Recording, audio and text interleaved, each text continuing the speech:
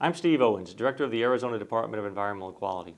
Asthma is the most common chronic disease in children in Arizona, and it afflicts over 600,000 people in our state every year. Children's exposure to harmful diesel exhaust is one of the primary asthma triggers in our state. That's why we've worked with school districts across the state of Arizona to establish our school bus idling initiative, which in very simple terms is really a no bus idling initiative. We've worked with school districts to establish a policy that simply has districts turn their buses off when we're picking up and dropping off our school children every day. Children's exposure to harmful diesel exhaust not only creates asthma triggers, but can cause long-term lung damage in children and lead to serious respiratory problems.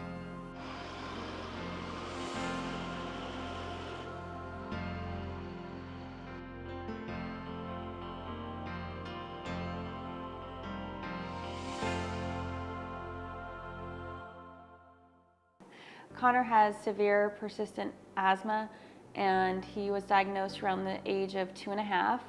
And the first year he spent a number of months going back and forth to the doctors, the ERs, and the urgent care until we could actually keep up with his asthma. So when Connor gets exposed to fumes of any kind, exhaust, whether it be a school bus or car, he starts coughing, starts having difficulty breathing, and needs to use his inhaler. When he was really young, he would have to take a breathing treatment because of it. For him, asthma is like raindrops in a bucket. There's only so many raindrops that his bucket can handle, and one thing can just push him over. Exhaust being that one thing is a big trigger for him. It's a miserable way for a child to start their day. Instantly, they're using their albuterol upon arrival of school. Then they can't sit still because albuterol, when they take albuterol, causes them to shake, not be able to sit still, not be able to concentrate well. So children with asthma, when it's well controlled, can live healthy lives. But when they're having trouble, it not only impacts on their health, but it also impacts on their learning as well. For instance, a child having an asthma attack will have to go to the nurse's office more often. They may even miss school because they're having difficulty breathing, or they just may not be able to concentrate as well because of the trouble they're having. The main things that we're doing to reduce emissions in the buses with the no idling program is that we have buses when they arrive at the school. If it's at all feasible, we have them turn off the engine immediately. And of course, on really high temperature days or days that there's something odd going on in the environment, we may need to keep the buses running to run our air conditioners, or if we have special ed students on board that we have to keep the ambient temperature inside the bus cool enough for them, then we'll allow the buses, of course, to idle at that time.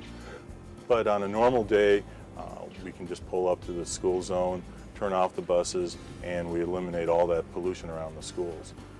By doing that, we eliminate 5 to 7 minutes of bus idling a day, and with my fleet of 150 buses, that correlates to about $10,000 a year in fuel that we're saving. If you're going to be someplace for more than 5 minutes before you have students on board, you shut the bus down.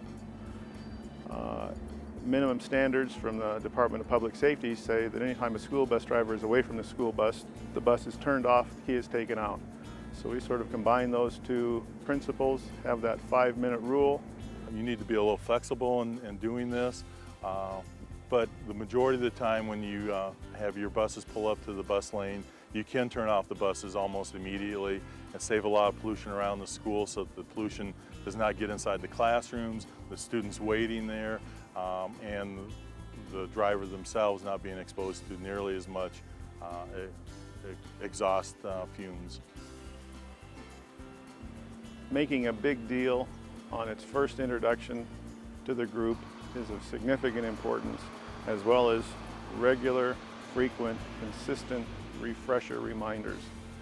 We've also found that as the new drivers come in and they hear this from the get-go, the percentage of compliance steadily increases.